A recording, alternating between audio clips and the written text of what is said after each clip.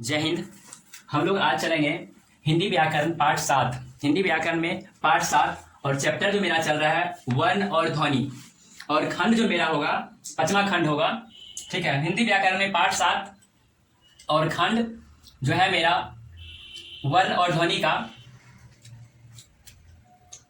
चलें, तो मेरा खंड जो है 5 है, वर्ण और ध्वनि। हिंदी व्याकरण में हम पाठ 7 रखे हैं, किसमें? वर्ण और ध्वनि का खंड 5 में।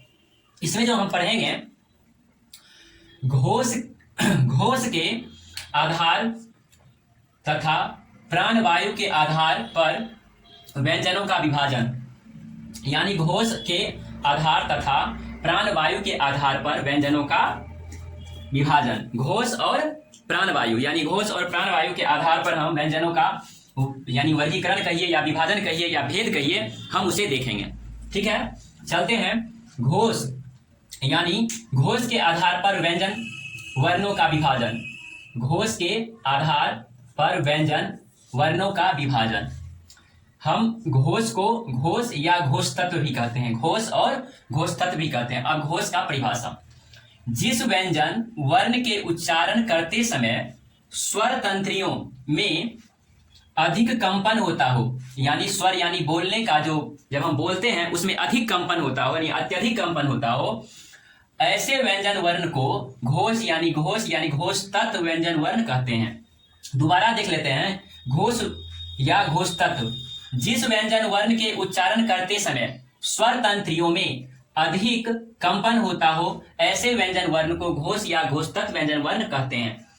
उदाहरण में ख, ग, अंग, ख, ग, अंग, ज, झ, य, ड, ढ, न, द, ध, न, ब, म, य, र, ल, व और ह इत्यादि। ठीक है, तो उदाहरण में ये सब है। अब चलेंगे, अब घोष तत्व के हो गया। अब उसके बाद चलेंगे सघोष या अघोष, जिसे सघोष या अघोष कहते हैं। घोष या घोष तत्व हो गया। अब सघोष या अघोष: जिस व्यंजन वर्ण के उच्चारण करते समय स्वर तंत्रियों में कम कंपन होता है, यानी घोष में ज्यादा होता है और सघोष में कम कंपन होता हो, ऐसे व्यंजन वर्ण सघोष या अघोष व्यंजन, ऐसे व्यंजन वर्ण सघोष या अघोष व्यंजन वर्ण कहलाता है। दोबारा देख लेते हैं। जिस व्यंजन वर्ण के उच्चारण करते समय स्वर तंत्रियों में कम कंपन होता हो, ऐसे व्यंजन वर्ण सघोष या अघोष व्यंजन वर्ण कहलाता है। उदाहरण में चलेंगे, इसका उदाहरण है। उदाहरण देख लेते हैं। क, ख, छ, छ, ट, ठ, त, प, फ, तालव्य स, मूर्धन्य स, दंत स इत्यादि। ठीक है, तो ये हो गया, यानी घोष के आधार पर अधिक कंपन होता है और अघोष के आधार पर कम कंपन होता है। ठीक है, इस प्रकार का व्यंजन वर्ण को क्या कहते हैं? घोष और अघोष व्यंजन वर्ण कहते हैं। अब चलेंगे प्राण वायु के आधार पर व्यंजनों का विभाजन, यानी प्राण वायु के आधार पर व्यंजनों का विभाजन। प्राण वायु यानी हवा, प्राण वायु, प्राण हवा। ठीक है, अब चलेंगे प्राण वायु में सबसे पहले महाप्राण जो है वो क्या है? महाप्राण जिस व्यंजनों के उच्चारण के समय मुख यानी मुख, ठीक है, मुख से प्राण वायु यानी हवा अधिक निकलती है, उसे महाप्राण कहते हैं। यानी मुंह के द्वारा जिसमें हवा अधिक निकलती है उसे प्राण वायु क्या कहते हैं? प्राण वायु व्यंजन कहते हैं। ठीक है, अब इसमें देख लेते हैं प्राण वायु व्यंजन में क्या है। महाप्राण यानी महाप्राण वायु व्यंजन जो है, महाप्राण वायु व्यंजन में है क्या? महाप्राण वायु व्यंजन में जो है उसका उदाहरण जो हम देखेंगे, महाप्राण के कुछ व्यंजनों का उदाहरण जो है इस प्रकार है। इसे देखेंगे। ख, घ, छ, झ, ट के बाद ढ, थ, ध, फ और भ। तालव्य स, मूर्धन्य स, दंत स, ह इत्यादि। तो ये महाप्राण में आते हैं। किस में आते हैं? महाप्राण में आते हैं। महाप्राण जिस व्यंजनों में उच्चारण के समय मुख से प्राण वायु यानी हवा अधिक निकलती है उसे महाप्राण कहते हैं। उदाहरण में जो है ख, घ, छ, झ, ट, ढ, थ, ध, फ, भ, तालव्य स, मूर्धन्य स, दंत स, ह इत्यादि है। यानी कहने का मतलब घोष के आधार पर प्राण वायु के बारे में देख लिए, यानी घोष के आधार पर दो है। कौन है? घोष के आधार पर आपको घोष या घोष तत्व और सघोष या अघोष है। उसके बाद प्राण वायु के आधार पर भी दो है, महाप्राण और अल्पप्राण। अब अल्पप्राण देखते हैं,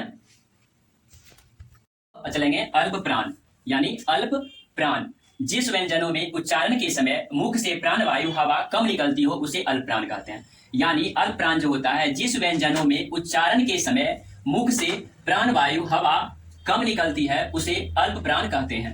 अल्पप्राण के व्यंजनों का उदाहरण जो है, अल्पप्राण के व्यंजनों का जो उदाहरण है क, ग, अंग, च, छ, य, ट, उसके बाद ड, ट के बाद ड, उसके बाद न, तब त, तब द, न, प, ब, म, य, र, ल, व इत्यादि है।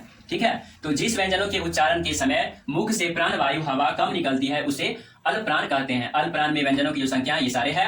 अब हम जरा एक बार फिर दोबारा समझ लेते हैं। यानी सबसे पहले जो है मेरा घोष के आधार पर, घोष के आधार पर व्यंजनों का भेद कहिए या वर्गीकरण कहिए या प्रकार कहिए या प्रकार कहिए। ये कितने हैं इसके? इसके दो हैं। नंबर एक में घोष और नंबर एक में घोष, और घोष को घोष तत्व भी कहते हैं। क्या कहते हैं? घोष तत्व भी कहते हैं। और नंबर दो में इसको है, नंबर दो में सघोष, सघोष, और सघोष को हम क्या कहते हैं? सघोष को हम अघोष भी कहते हैं। अघोष, सघोष को हम अघोष भी कहते हैं। अब इसमें एक चीज और, इसमें जो है तो स्वर तंत्रिका जो है, जो स्वर जो मेरा आवाज जो निकलता है, स्वर तंत्रिका जो निकलता है, यानी स्वर तंत्रिका यानी स्वर तंत्रियों में क्या होता है? इसमें अधिक कंपन होता है। कंपन जब हम बोलते हैं तो इसमें अधिक कंपन, यानी जब हम स्वर निकालते हैं तो स्वर में अधिक कंपन होता है। और इसमें क्या होता है? स्वर तंत्रियों में क्या होता है? कम कंपन होता है। कम कंपन होता है।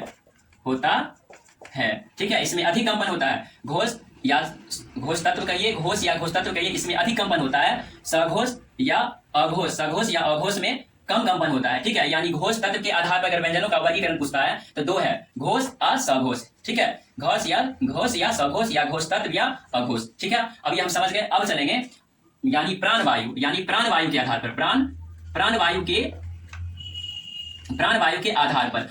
के आधार पर भी दो है। प्राण वायु के आधार पर दो कौन कौन है? महाप्राण और नंबर दो में अल्पप्राण। ठीक है। यानी महाप्राण और अल्पप्राण।